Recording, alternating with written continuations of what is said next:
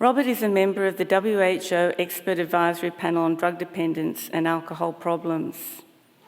He was the chair of the National Expert Advisory Committee on Illicit Drugs in Australia from 1998 to 2004, and the president of the Australasian Chapter of Addiction Medicine, Royal Australasian College of Physicians, from 2004 to 2007. The title of Robert's address today is At the Crossroads, What Can We Do to Increase Medication-Assisted Treatment for Opioid Dependence Coverage in Australia? Please welcome Robert Aylard to the stage.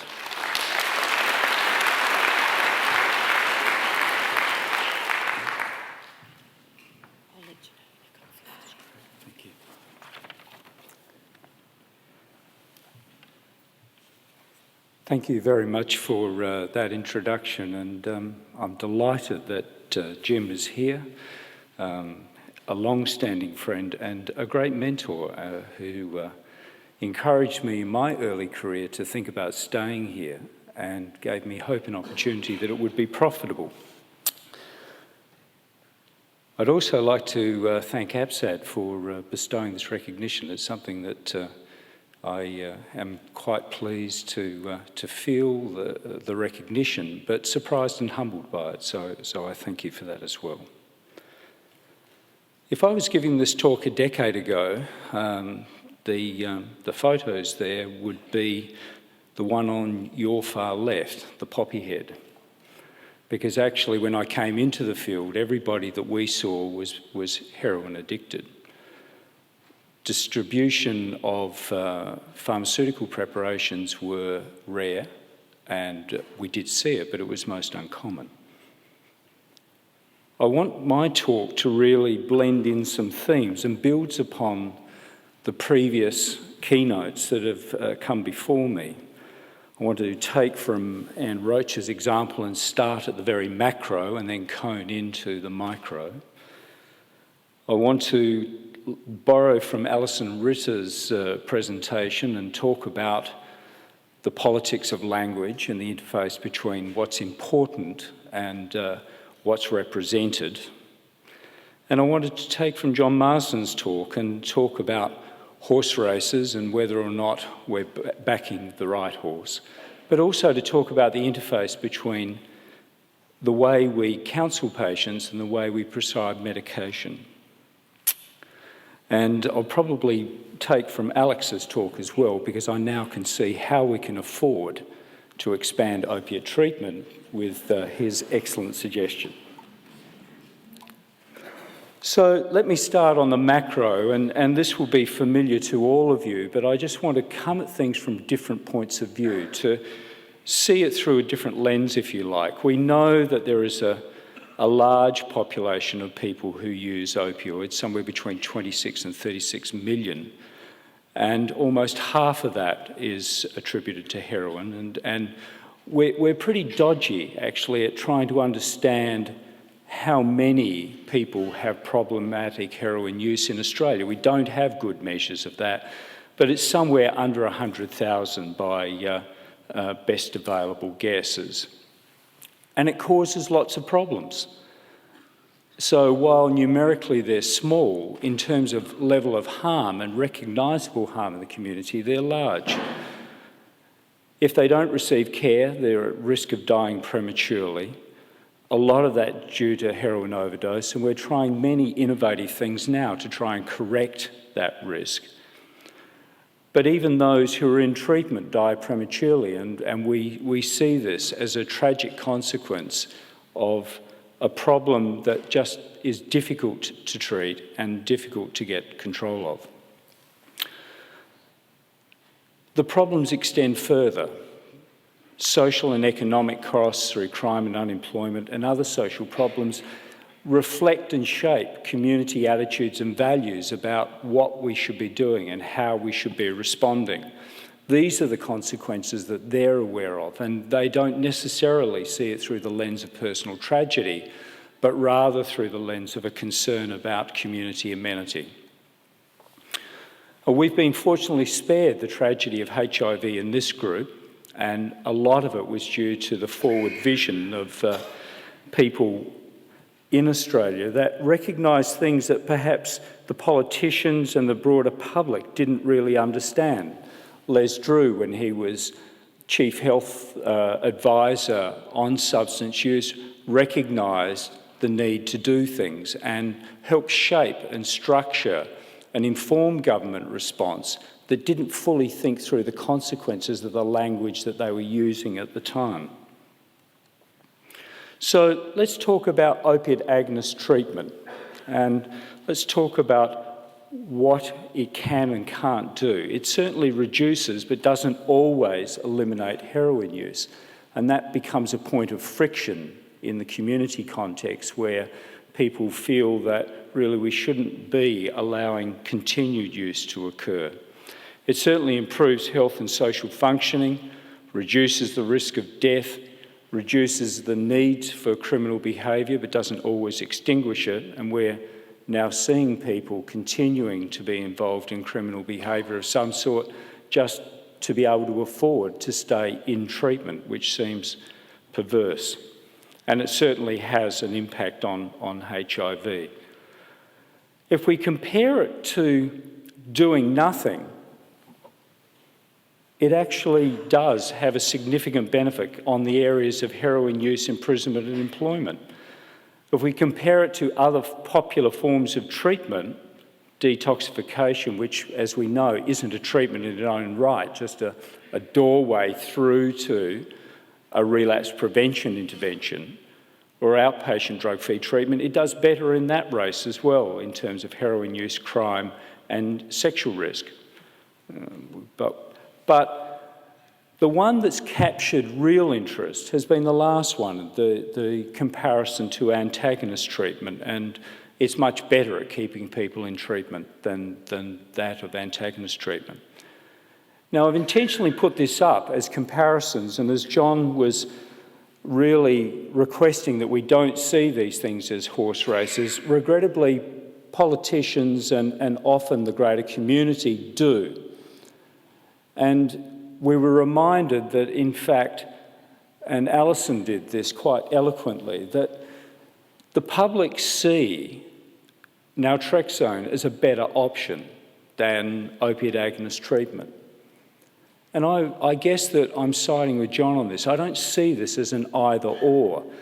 It's not that I'm going to back opiate agonist treatment on every turn. I think it's about finding the right course of treatment for the individual and connecting them to that course, helping them through their pathway of recovery. And it's not helpful to see it as an either-or. Actually, if we could get a clinically proven, safe and effective, sustained-release naltrexone product in Australia, I'd be all for it. But what I'm not for is the idea that we can just keep doing something because the opposition feels that it's what we're currently doing is wrong.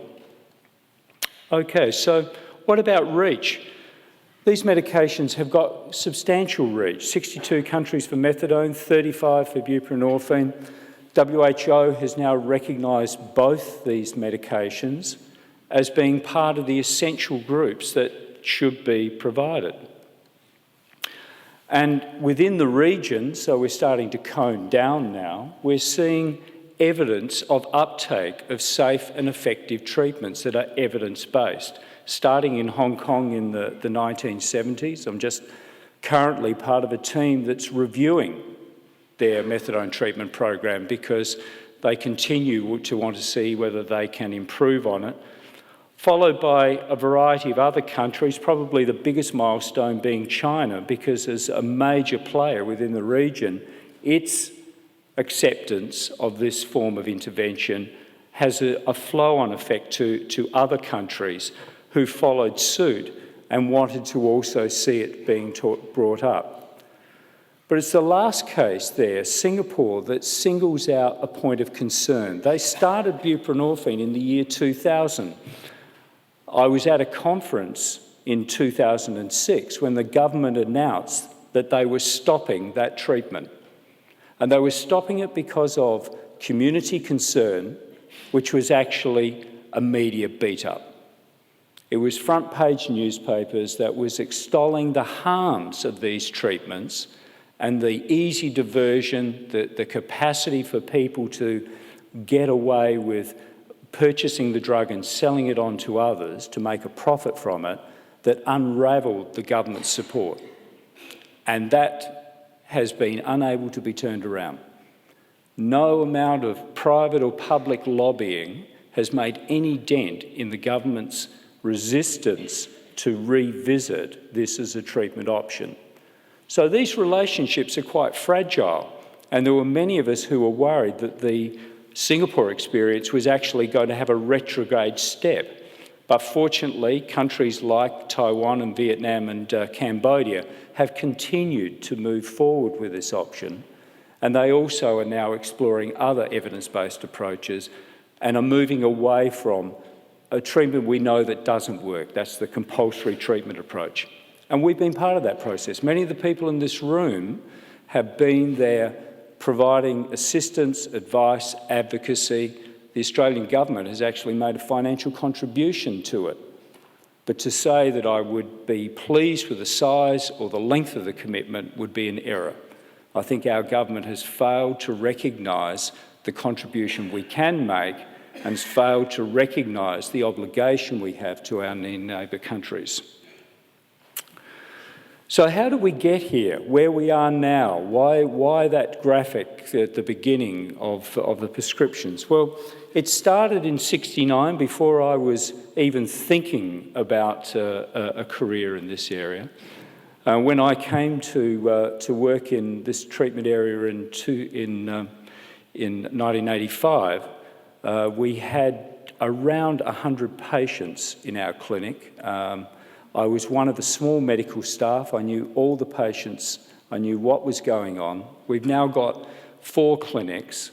We've got over 1,000 patients. We're a small bit player in the game. Private sector general practice is the main game. The landscape has changed considerably. And as my own personal reflections on how our clinics have changed, I can see that this landscape has changed in Australia as well. There was rapid growth until 2004 and then plateaued, whether that was the interruption to supply that had occurred earlier in the 2000s or not, I think is an open point for discussion. Limped along in a very static way until about 2007, and now we've had a tepid regrowth, right? So there's been some increase, but it's not at the same rate that it was before, and the lists of demand are growing. The waiting lists are getting longer, and we're feeling the pressure of that. Best estimate available would be that there's over 40,000 people who can't get into treatment because there's no treatment available. And there are significant consequences for that, and we need to be thoughtful about what those consequences will be.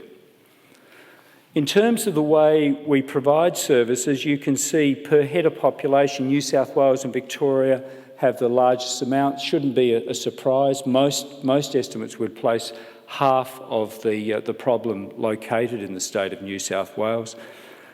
I'm pleased to see that we're providing a reasonable level in South Australia, but I've got to say that Queensland would be the one that stands out to me as being underdone. Northern Territory probably has less of a problem, as does Tasmania. But it is helpful, I think, for us to reflect upon how easy it is to get to access to treatment. And when I've been travelling around Australia with the National Council on Drugs and we've had our community forums, I would say within the first 5 questions of council at every meeting that I've been to has been somebody saying, when are we going to do something about our inability to provide adequate access to treatment? Right, so it is something that is clearly in the minds of people across all those jurisdictions. So while we've got reasonable density, and some would say at a global level we're not doing too bad, there is a substantial unmet demand. When we first started treatment in the 1970s, this was a treatment of last resort. In fact, I can remember that part of our medical history taking was to identify previous treatment failures before they could even be considered for methadone. I can remember needing to do a Narcan test to show physical dependence. There were all sorts of things that I think now in hindsight, how could I have done that? But that's the way we were presented the problem, that this was really a treatment that was only for those who weren't able to be successful in other forms of treatment. Highly regulated, very small numbers, and everything was tightly supervised.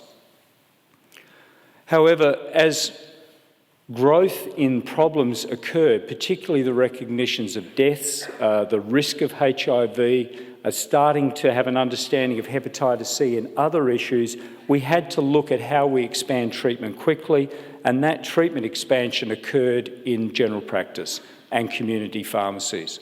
It was a pivotal moment in our executive board discussions when we got agreement that we were actually able to approach GPs for them to be part of the treatment network. There was a sense of anxiety that this was going to be the end of the world, that suddenly treatment would become chaotic, there would be major problems, and it would bring derision upon the government. But we did succeed to do that, and it was people like Alex who conveyed to me hope and optimism that the sky wouldn't fall in, things would be fine, and I was able to reassure governments that Alex had said it would be okay, and they agreed. Times have changed.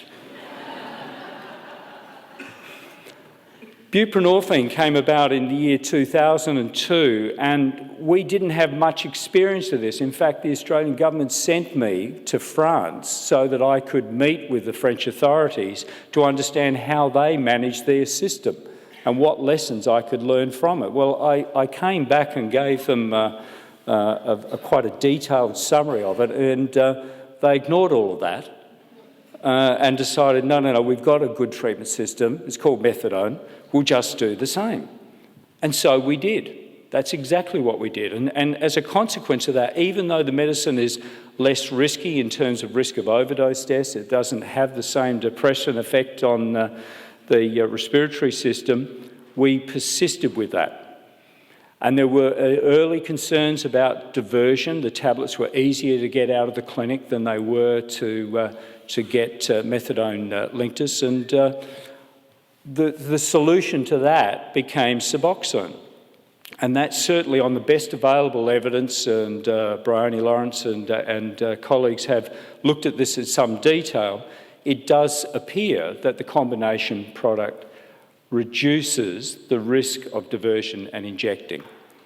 I guess that the language I'm using is clear, but the interpretation of it is often confused, and that is that often what happens is that people see reduction as elimination, and that somehow now we have a product which is risk-free and we can deregulate even further, but that would also be an error in judgment. As expansion occurred, I think what we found was we actually didn't have a bottomless pit of enthusiastic GPs who wanted to be involved in this form of treatment. It became more and more difficult to get GPs involved, and the two systems were growing up together in a discoordinated, unregulated way. No notion of stepped care was being offered or provided. So you had specialist services and you had primary healthcare providers, but they didn't necessarily have a connection to them. And certainly the numbers of GPs who were prepared to be involved went from, yes, I'm happy, to, you've got to be joking. I'm not going to do that. And there are a variety of reasons that were put forward. Many of those were canvassed in a session on this yesterday. I won't recount those. But their concerns were legitimate and real, and it did have an enduring effect on our capacity to bring new people in. However, we were sleeping at the wheel. We were wondering whether or not we needed to worry, because with the interruption in supply of heroin, there appeared to be this hiatus where the problem was going to become less and maybe we could work within capacity. What we'd failed to recognise was the rapid rise in prescription opioid prescribing. We failed to recognise how quickly we embraced it.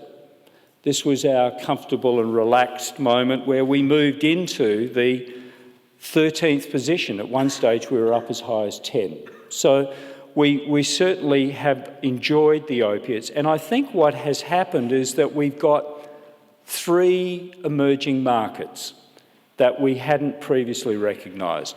One was a market of it's easier to get those medications and treat myself than stand in a queue waiting to get into an addiction treatment service. One was a market of a heroin user who now had trouble getting heroin but found it very easy to get these. And we also have got some pain patients who are physiologically dependent but then crossed over to having drug-seeking behaviour. A lot of attention's been paid to that last group, and I actually think they're small. I don't think they're as substantially large a problem as the former 2 groups. I think the encouragement and the recruitment of novel opioid-dependent users who've never used heroin is the emerging problem. They're young, they see these products as relatively safe, and this is going to be an area that we need to pay much greater attention to. We've got a situation now where the injecting centre in Sydney, 2/3 of the people that go there are injecting these products, and we are seeing it in chronic pain patients, but not in the sort of numbers that were originally anticipated. Now, if you think that I'm showing you a picture of George and him celebrating his new restaurant, you're wrong. So that's not what I'm here to show you. It's about that this was Sunday's paper in the build-up to this conference, talking about also now income supplementation amongst elderly patients who've got chronic non-malignant pain who are selling on part or all of their medication to make ends meet. And this is an industry that is growing, and it's certainly doctor shopping is a big problem, but there are other ways of getting into this market. So while I think it's a very large problem now, I actually think it's going to become a very bigger problem unless we get real-time prescribing in. So we've got a system that's oriented towards treating heroin addiction. It's easier to get illicit pharmaceuticals than it is to get into treatment. And it's a system that doesn't really provide a flexible, realistic option to this new wave of opioid dependence that I'm describing as being part of the things that we need to manage now. So the obvious question is, well, what else might we do differently if the system is designed for treating marginalised heroin-addicted people, and buprenorphine was modelled on a system that was based upon a highly regulated, supervised system, are there other things that we might want to rethink? The graph that you can see there is probably not coming up all that clearly, is the rates of prescribing as of the two major types of medication. The red line is methadone, and the black line is buprenorphine, and these are proportional representations. What you're seeing is that it's about 30% of market share is buprenorphine, the rest is methadone. There's been some decrease over time of methadone and some increase over time for buprenorphine. But the two components of it, as you can see, Suboxone, the combination product, which has got the aversive agent that reduces the risk of overdose, is becoming more common as the prescribed form of buprenorphine. The point of this is that those markets are being shaped by availability, and that they are actually artificially constrained because they work within the same model. What can we learn from the French and the US experience? Well, one of the things that I can say that we can learn is that the French introduced their treatment in '96, and they just let it happen, as only the French could do. no GP training, no guidelines, no patient registration, no supervised dosing, just come into treatment. And the methadone system got reformulated into a specialist treatment program. So this was a clinic-based program from people who are highly expert in treating addiction. The outcome of that was more than 100,000 people in buprenorphine, about 20,000 in methadone, huge reduction in the rates of deaths, a public health triumph.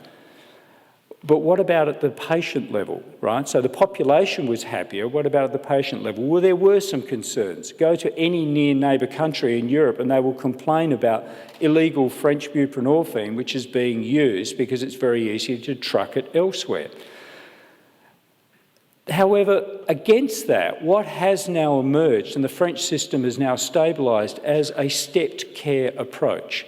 So the GP who cannot manage somebody who is chaotic and unstable can refer them to their specialist colleague in the specialist setting. And those settings now only deal with treatment refractory patients. They deal with the people who are very difficult to manage. Two consequences of that. One, GPs are more prepared to be engaged in treatment. Two, the specialist treatment system is becoming dispirited because they only see the people who aren't doing well. They no longer see people who are getting on with things and doing well. And they're doing a lot to try and improve that, and I want to come back and talk about what we might do to build on that. In America, they've also introduced an office-based system that came in about 2000. It was really a workaround solution from a highly bureaucratic, structured methadone treatment system that was manifestly inadequately resourced, small to scale, and was part of the HIV problem in the United States. If the truth be known, the reason they had such a large HIV problem was because they had inadequate access to this treatment. They do have minor, very regulatory controls. There's no supervised dosing, and so it's a 28-day stable patient care model.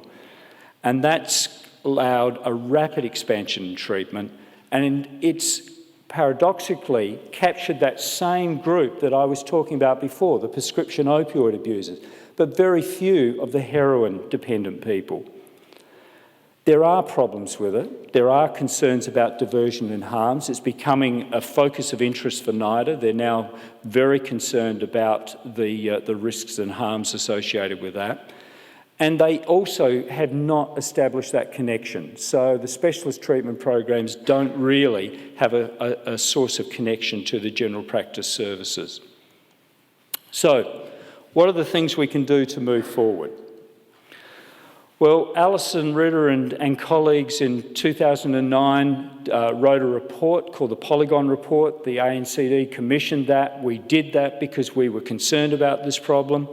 They really looked at four main areas. They looked at many other things, but affordability, accessibility, adherence, and models of care were the four main issues that I was particularly focused on. What I want to do is take that report as a framework and think about, well, where are we now and what might we be doing? And these are some of the key issues that I would like you to reflect on and be challenged by. The first is the program goals. What are our program goals? How do we define our success? Well, often in the treatment community, what we define as success is treatment retention. When I go to politicians and talk about treatment retention, they're dismissive of that as a notion that that is a quality outcome. It's not important to them.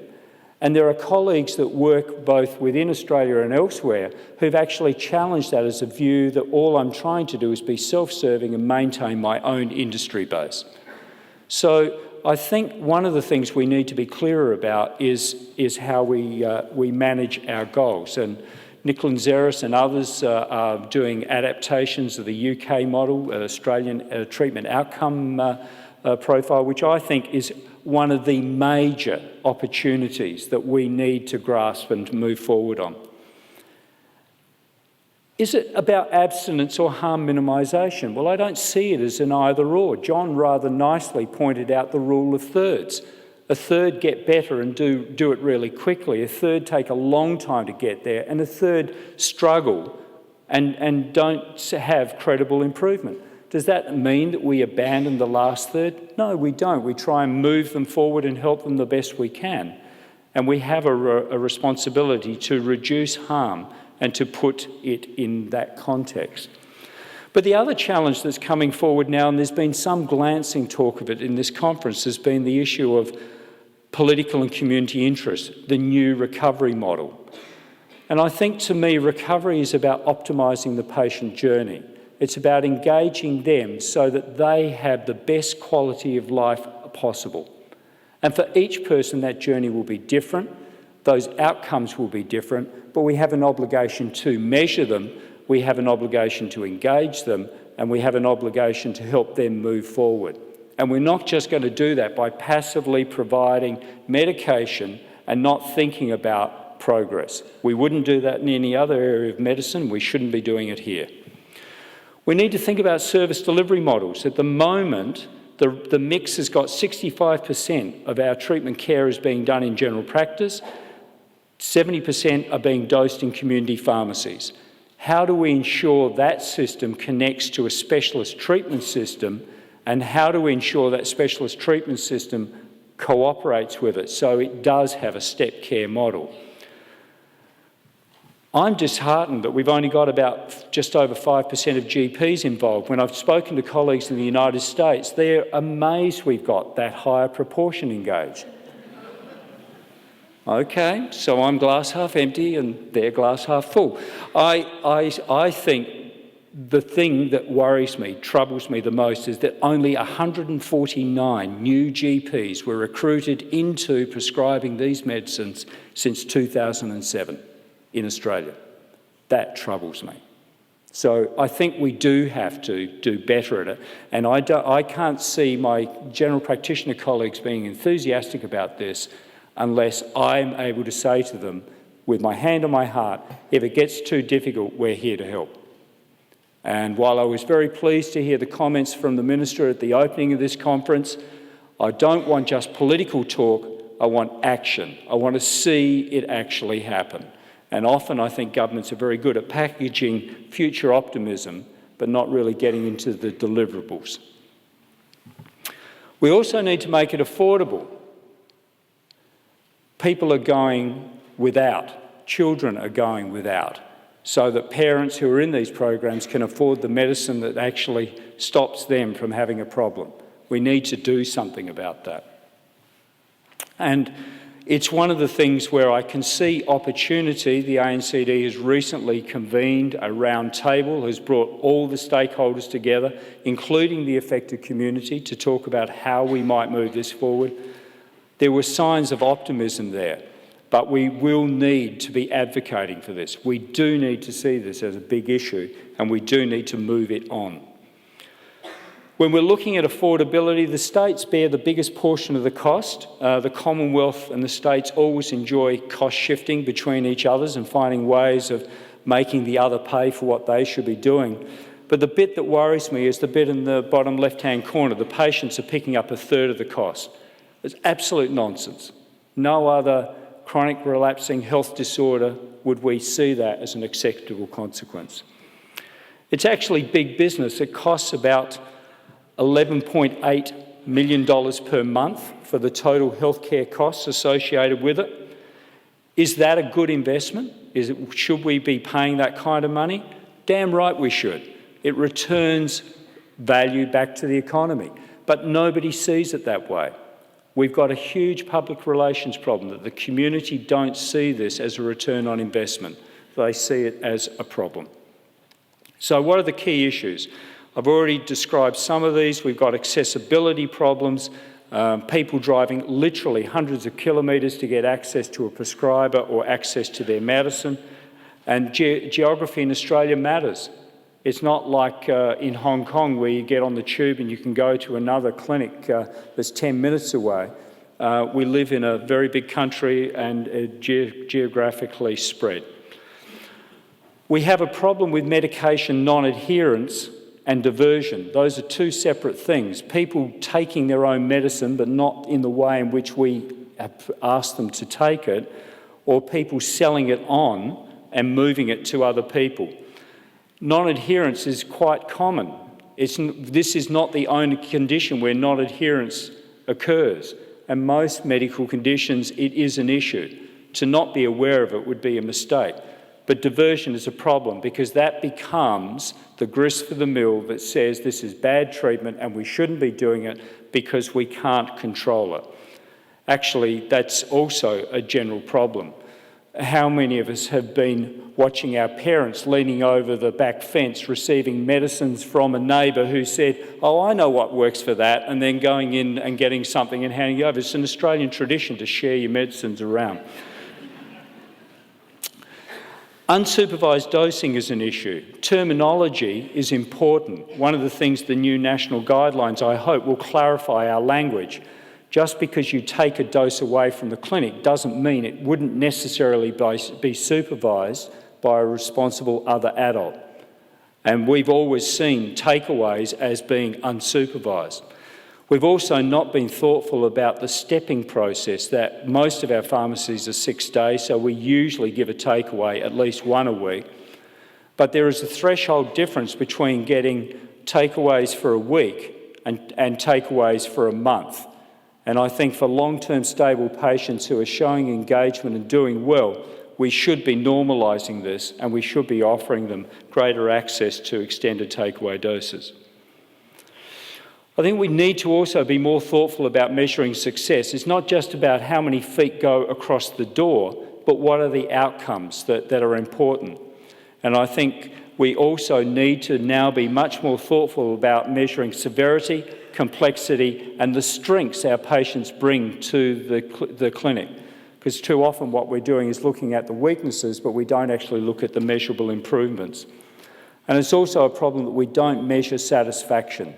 I know St Vincent's have done it for many years. We're about to introduce the model of their consumer satisfaction, but for it not to be part of our routine practice just seems anomalous to me. Counselling has been a difficult point because a lot of primary healthcare hasn't had effective linkage point to counselling. Those are changing with the access to Medicare items, but I think what we now need to do is think about timing of counselling once the person is stabilised and the focus of counselling, that it be more goal-centred and outcomes-focused and less how you're feeling, how things going. So we really need to be a bit more goal-directed on that. A big concern for me is prisoners. Some of you might have noticed when I showed that growth, there was a little blip down the bottom of the right-hand corner that was actually prisoners. It seems curious and surprising to me that we still don't have universal access across Australia. We still don't have good connection between being in prison and getting aftercare when we leave prison. These kinds of things are crazy because it's only an opportunity to reoffend and go back inside prison again and be exposed to greater risks and harms. The last point down there about creating and maintaining a workforce is important.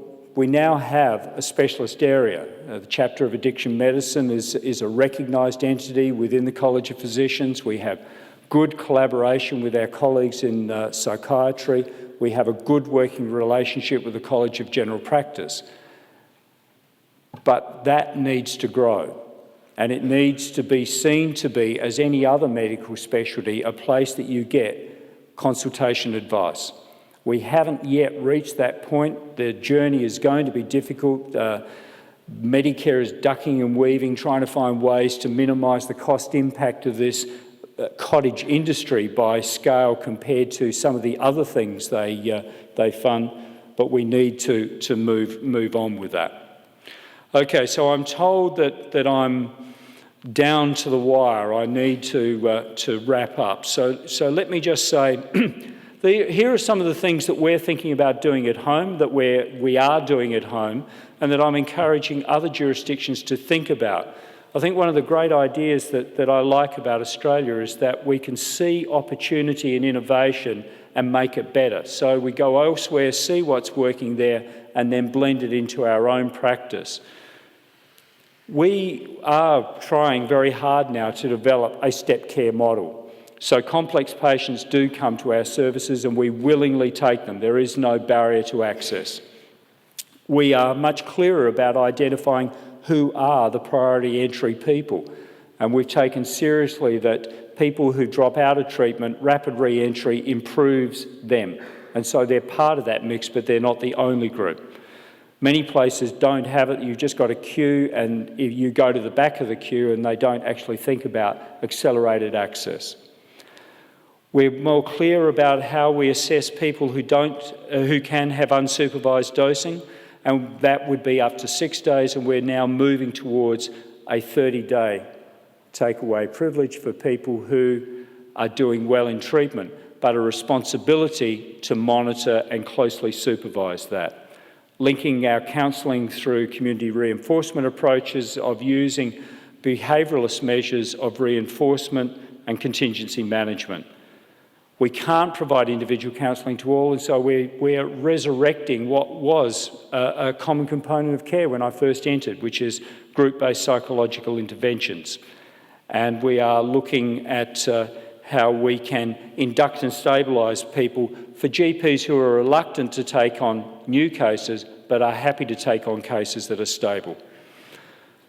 With the introduction of the new program, we've also, since April 2011, been able to, any GP with no training can look up to 5 patients, and we provide them a support and advice on how to do that.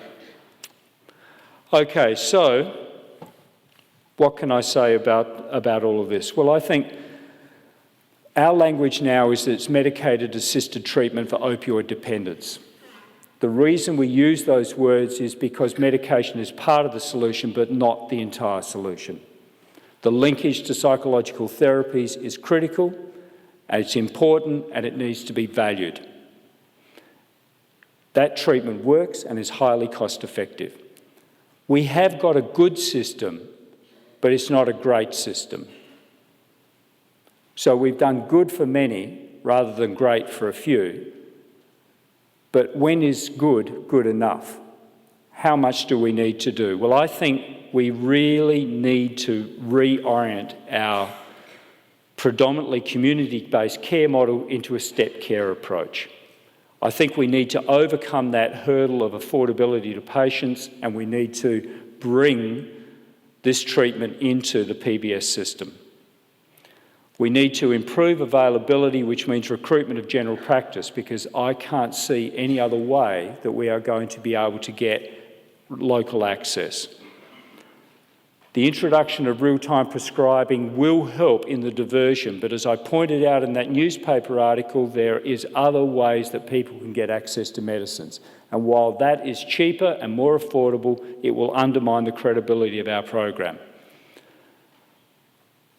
We as a group have an obligation to deal with the stigma associated with this treatment. It is not valued and recognised by the community or our political leadership. They're suspicious of our intentions. They don't think we cure people. And until we change the paradigm, until we're clear that this is safe and effective and it fits in with other chronic relapsing disorders, we will continue to have a problem of image. And we need to be clear on our measures and report them in a coherent way, not just within state but across Australia, not just comparing Australia within but also with the rest of the world. These measures are critical for us standing up and saying how well we do. All these things are able to be resolved. It requires your commitment. Thank you.